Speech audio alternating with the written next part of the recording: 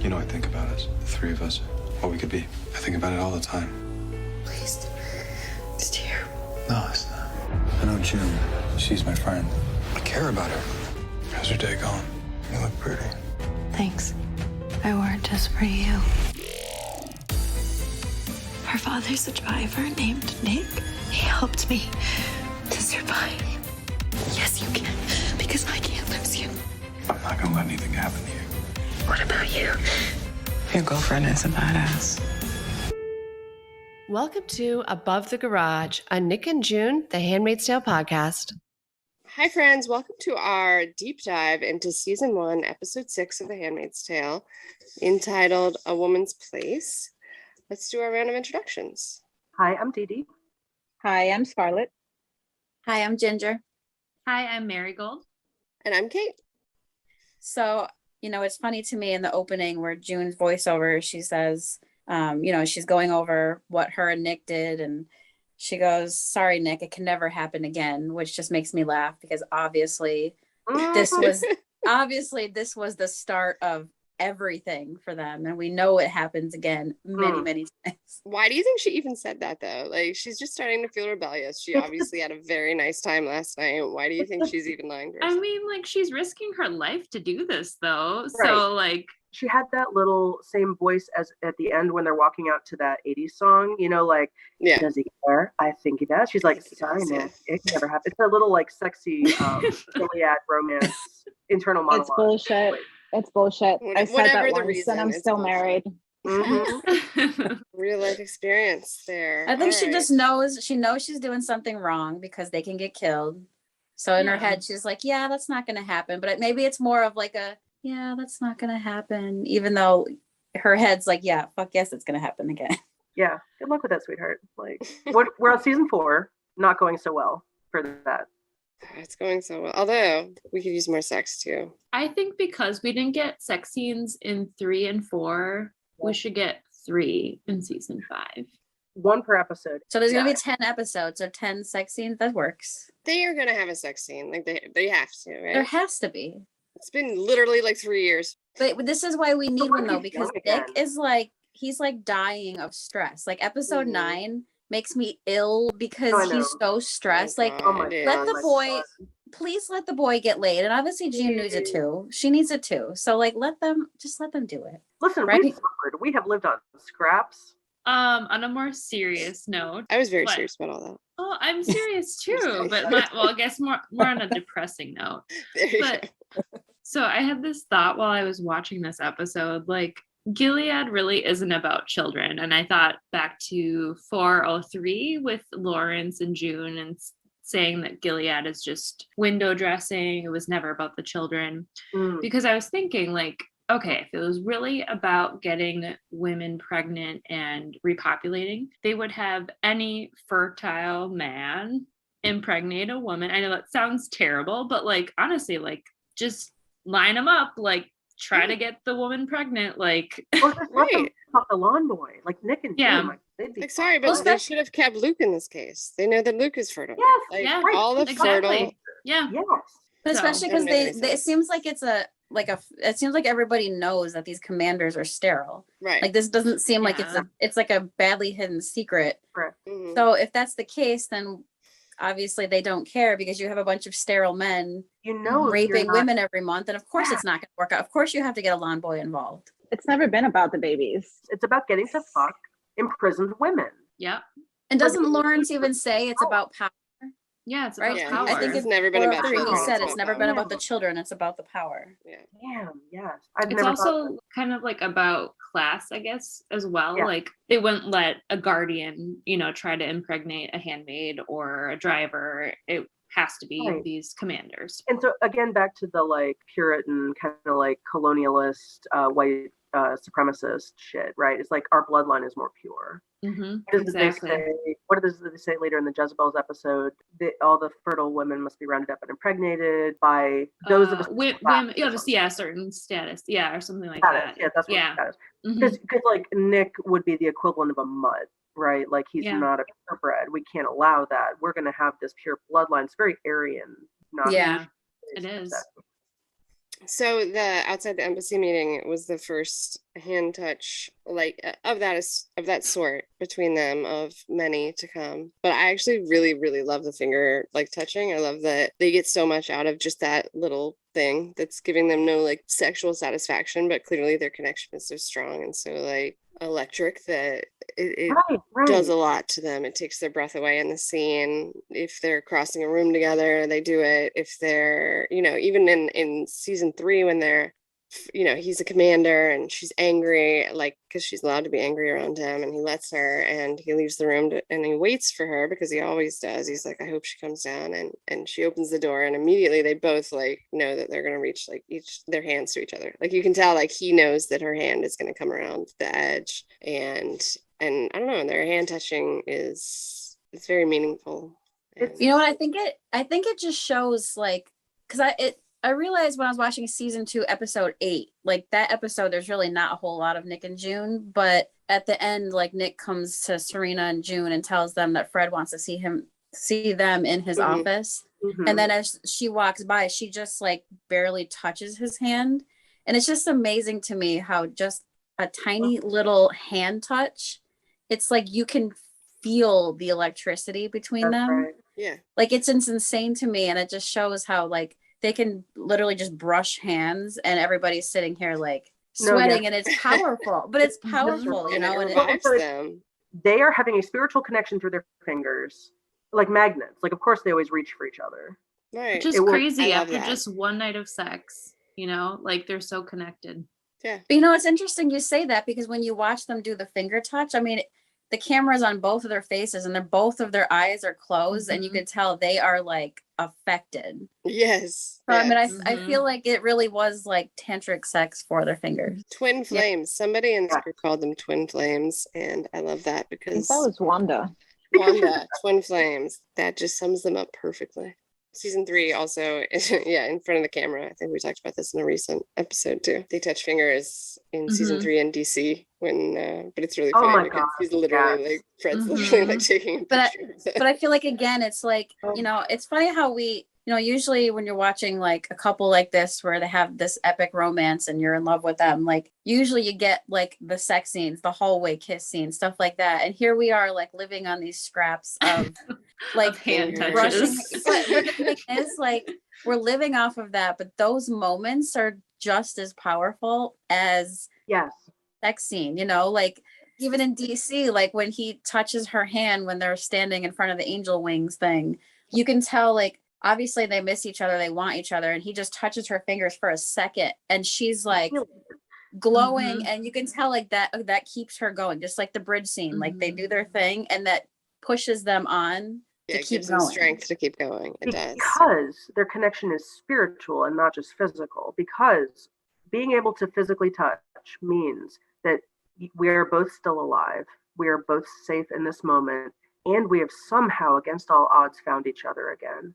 And there is no happier ending for them than to be in that place. And so these little acknowledgments, it's a happy ending, drop the curtain, roll the credits, this is their romance. And it is pieced together like a fucking jigsaw puzzle. They are apart for months, years, but they always find each other somehow against all odds. And those little touches, it's almost better than sex scenes, It's the forehead touches, It's just this perfect combination of sexy and sweet, and it's more than that, obviously, but I think for me that is a big part of it, how they constantly balance insane sexual chemistry with the kindest, sweetest touches. It's like Wanda said, twin flames. There's just so much care. Yeah, there's so much care, you can feel. Yes. Even in the hottest moment, you can feel the sweetness and the caring. And I love how even in season 2, especially once Eden comes into the picture, and now their sacred space of Nick's apartment is no longer their one escape is not there anymore. Mm-hmm. Those touches are even more important, again, in episode 8 where she brushes his hand. It's these little moments are what they need to keep them living through the hell of the dystopian world they're in.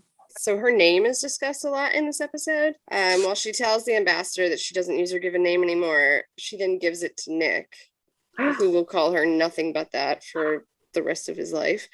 And the one time that he tries to say Offred to Serena because he's so fucking worried about her, he literally stops. He literally turns his head and he looks disgusted and he shakes it like and he shakes it. That's actually my favorite moment of his acting, I think, in the entire show. I love that. He's trying to play the role in front of the fucking mistress of the house, like the head queen evil bitch herself who wrote the thing. Okay. And he's like the handmaid. The handmaid.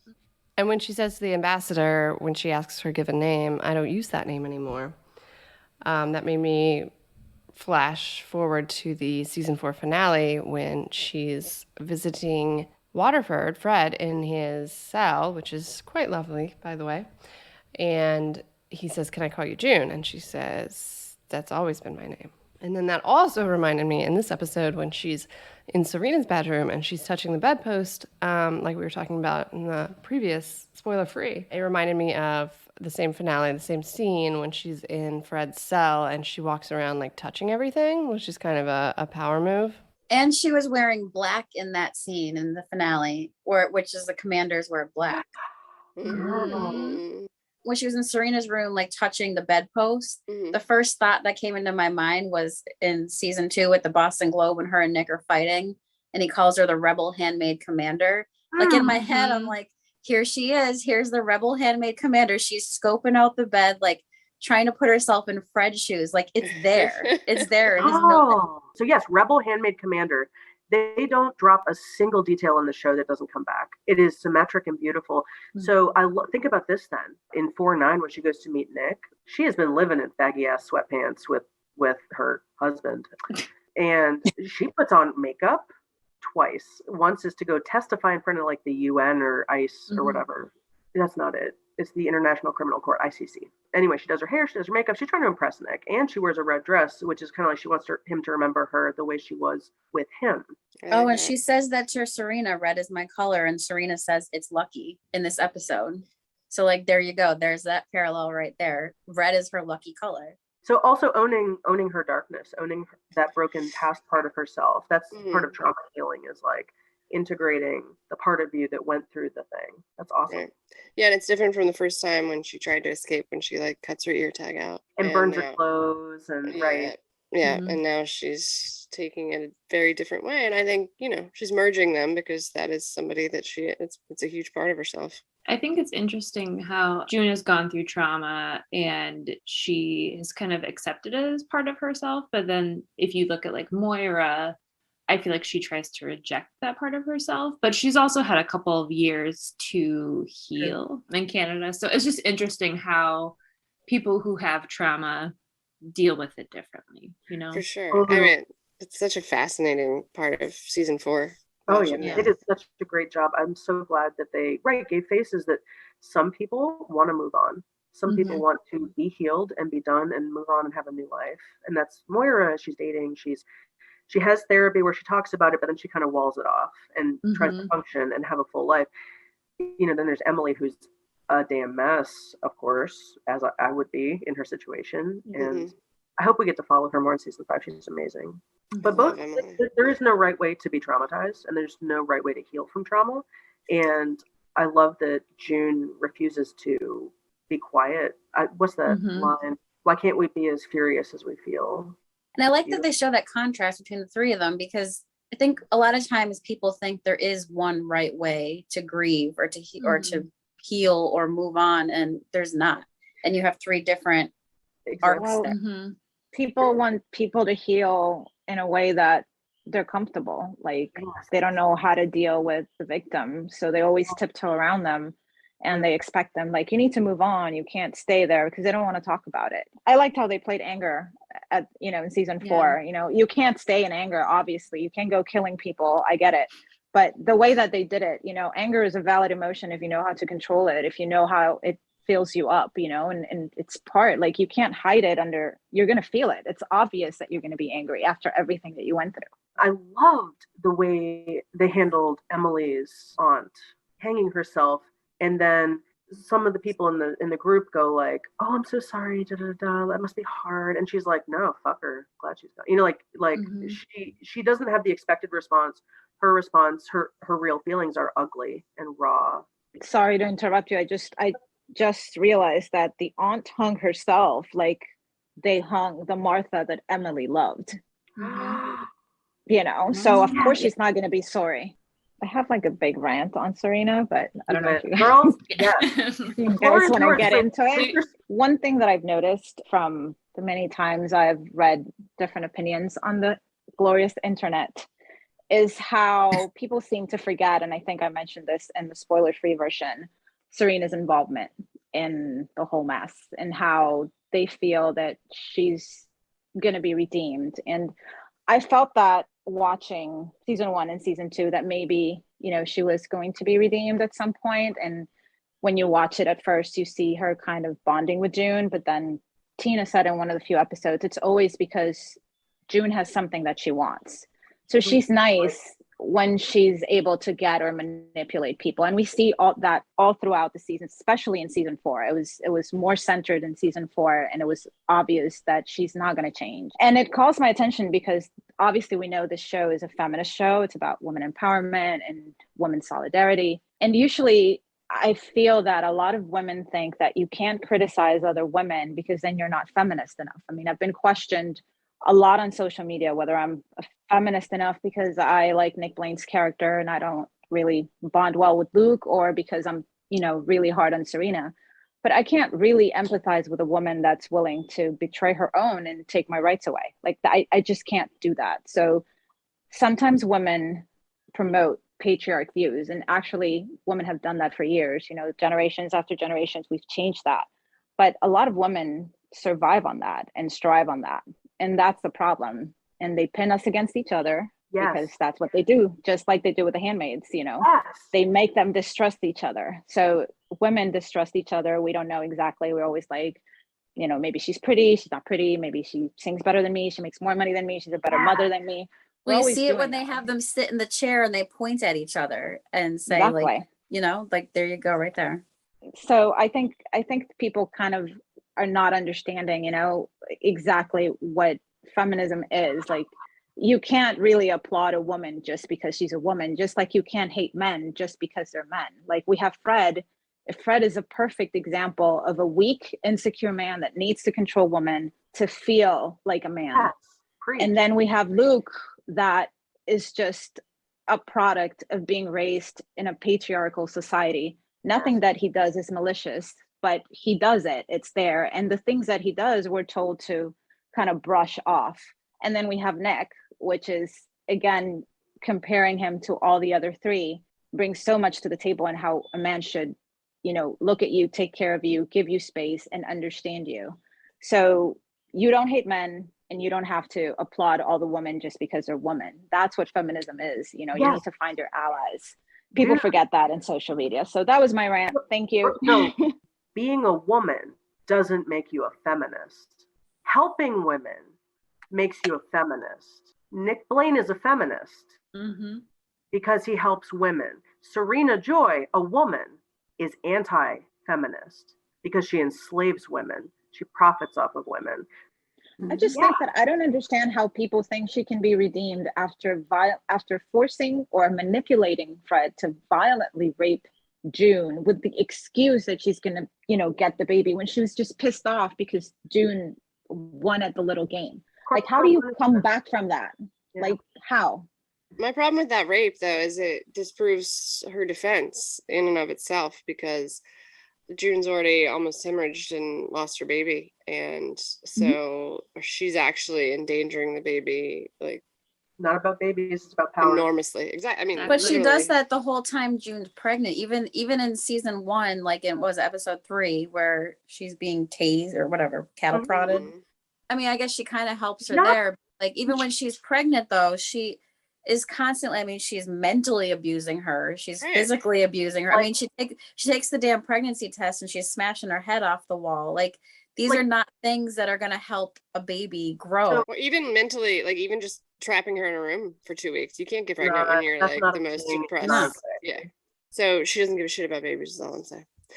I mean, like, once it exists, she's like, oh, cool, a toy, I'm bored. Awesome. But then she loses interest in the toy once she gets her own toy, you know, like she gets pregnant. So it's like, again, she completely forgot about Holly / Nicole once she got pregnant.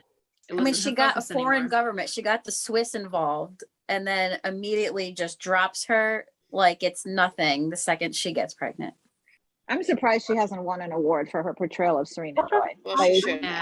It's insane. I mean, I think season 1, season 2 was just, I mean, all of the seasons have been good, but I mean, she does it very well as well. Even 3 though. I mean, listen, it's not easy to play a villain. God, like this cast is really just, they blow me away. They're all so good. I have a parallel for a scene just to change the heated topic that I just brought in. When June's in the study with, now that we're talking about Fred, on the rewatch, I just noticed he's more disgusting than in the original watch. Like, it's insane. Mm-hmm. But when she's kissing him, she grabs his face and she's kissing him just like she bites him in the finale. Oh, the way she holds his face. I like that. Didn't Bruce say he used like cards, like images or like moments? I bet when he drew out the arc of the show, he was like imagining images that they could repeat throughout. Like the fucking wedding arch when they're talking about Maui, for example, is going to be a wedding arch in Maui in season 5. That's where we can actually start season 5. Yeah, but the image. I feel like there's got to be someone who has a job where they just look at parallels. They like you know what we're doing? Exactly. Hire all of us. Hey, the writer's room, we are available. We will work for free. Yes. You know what else I noticed too, where she was in Fred's office before they kiss, you know, he kicks her out basically, and she is standing there and she looks mad, and like a lot of her faces that she makes in that scene are very similar faces she made in Canada with Luke. I like the testimony. Particularly in episode 8. And I think it was episode 5 we talked about last week, 4 or 5, where she's in Fred's office, and it's 5. She's in Fred's office and she puts the manipulation voice on. Yeah, she's in Fred's office, and like he's basically like talking about, you could tell he's like cool with cheating on his wife to be with June. And then the next scene was when she meets Luke for the first time, who is cheating on his wife by being with June. So I feel like there's that like patriarchal similarity between Luke and Fred. I'm not trying to compare them, but June is like a subservient role. June is like under them. June is like inferior to them. She's acting as though they're above her, like patriarchal, like they have that in common. Like that patriarchal, I mean, they're not, obviously they're very different. I'm not trying to like diss Luke here, but I feel like as I'm rewatching, I'm seeing those they're very subtle comparisons between the two. And then you have Nick over here, you know? So I feel like that's what I'm seeing, like in the office where she's making those faces, and I'm like, shit, like she made those with Luke too in season 4. So it's just like, I feel like she made those faces with Luke even in the flashbacks though too. Like even in episode 5 when he made that really cringy comment about June and Moira like hooking up, like she just tried to like laugh it off, I think. Yeah. She felt uncomfortable. But like Ginger said, when she's in the study and the camera's focusing on her, the face that she makes is the same face that she makes right before she has to go comfort Luke. I think it's after the testimony where they're having the scene where they're eating, and it's like a very depressing dinner. I think Kate always calls it the worst dinner ever. Like they're sitting on like the tape, they look like they're far away. The table isn't that long. And I think that's when he says, you know, now I know, now we can move on or something like that. I don't know if it's the same thing, but I know everything. Yep. That she stands up and she breathes and she looks pissed.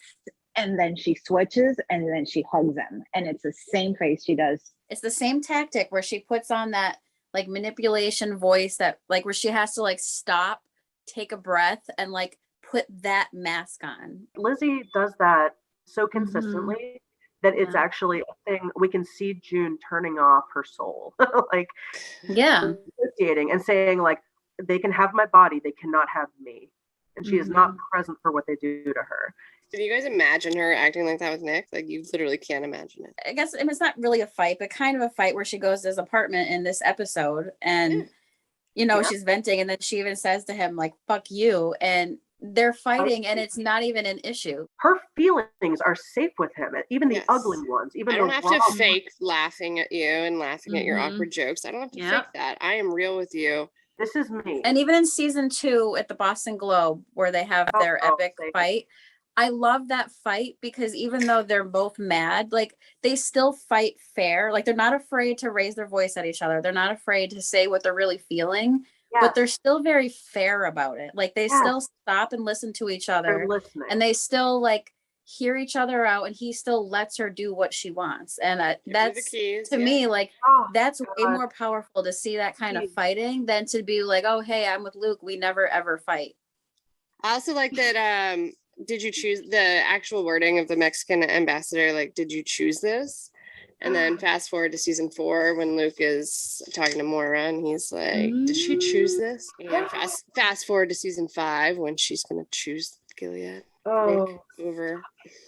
Yeah, but what I love about season 4 too is when they did the flashback, I think for the next, so Luke said, did she choose this in episode 3? And I think it was episode 4 where they did the previews and they had the voiceover of him saying, did she choose this? And then they flashed to the scene of her and Nick kissing, which to me, I pay more attention to the previews. I never noticed how important the previews were until season 4, but they showed that and I'm like, there you go, right there. There's it's your proof answer. that she chose him.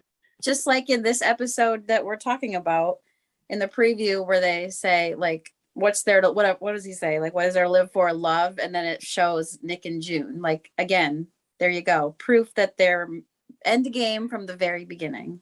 And also I like Serena's getting ready to write, she's brainstorming about her second book in this episode. Not gonna happen until season 4. I believe she might be writing it. Writing her tell-all in season 4. She seems to be writing something now. Like Serena has always had the control.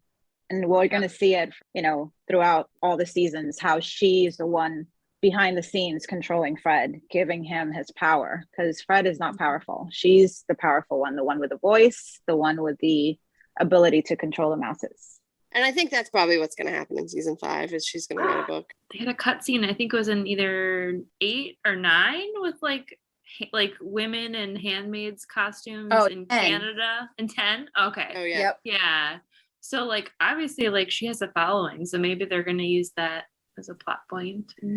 When June is talking to the ambassador in the kitchen at the end, and she says to her, like June tells her like what they do to her, and she says, I'm sorry. The ambassador says, I'm sorry.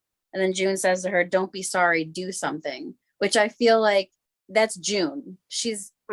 That's how this is her entire arc. Like, yes, I feel like in the beginning, she's very meek and everything. And this is her though. Like as the seasons progress, yes, she does something. Like, I mean, look at what she does at the end of season 3 with the angel flight, So I feel like that's kind of like her. I feel like she says stuff like that to Lawrence. I mean, I don't know the exact words, but I feel like this is like her basically telling this other woman, like, don't be sorry, do something, which is what she's doing. This is her journey. Yeah. So I thought that was pretty powerful. And on the Angel's Flight note, I wondered when I watched this, and I tried to do a little research and failed to succeed, but I wonder if they like had any of the same child actors from the scene in the dinner, basically. Yeah, with all the kids that they were parading. I wonder if any of those actually got out from Canada. Oh, interesting. That is interesting. I do not have the answer to that question. Oh, a lot of people come back from the dead for June. I feel like it's a weird thing in her life, like Luke in this episode, but also Moira, Emily, Janine. So maybe her mother, Holly, could come back from the dead too. So. I was thinking that I want that so much. All we know is she went to the colonies. That's true. We did not. People do come back from the colonies, and people do escape. Like it was supposed to be in season 4. They just couldn't figure it out because of COVID. I would like her to meet Nick and I know. The important thing for me in season 5 is just that on her way out of town in tomorrow morning right now at the end of that episode. So Nick drives up to the house, comes out on their way out of town. I just want them to stop, and I would like her to get an IUD. Is that what it's called? Yeah. Okay. Yeah. That's all. Okay, now that we have come full circle from starting this episode talking about wanting to see sex scenes in season 5 between Nick and June, by the way, to ending it that way, I think we can probably wrap. We just really hope their chemistry is taken advantage of in the next 2 seasons. By the way, that was just announced by Ann Dowd. There's going to be a 6th season, so we are all super excited. Just wanted a few shout outs. Yvonne Strahovski, we talked about for much of this episode. She's amazing. You're amazing as Serena Joy. Incredible. The episode was directed by Floria Sigismondi, and obviously Bruce Miller created the whole show. It's brilliant. Warren Littlefield is a major producer. Elizabeth Moss has insane hands-on producing in all of it. And the writers on this episode were Wendy Straker-Hauser, John Herrera, Nina Fiore, and Lynn Renee Maxey. So thanks for hanging out with us. And we look forward to doing this next week with season 1, episode 7. On Monday, we'll do the spoiler-free release. And on Wednesday, we'll do this deep dive where we talk about episode 7 in the context of the show to date. So thanks for hanging out with us. You know, I think about us, the 3 of us, what we could be. I think about it all the time. Please. It's terrible. No, it's not. I know June. She's my friend. I care about her. How's your day going? You look pretty. Thanks. I wore it just for you. Her father's a driver named Nick. He helped me to survive. Yes, you can, because I can't lose you. I'm not gonna let anything happen to you. What about you? Your girlfriend is a badass.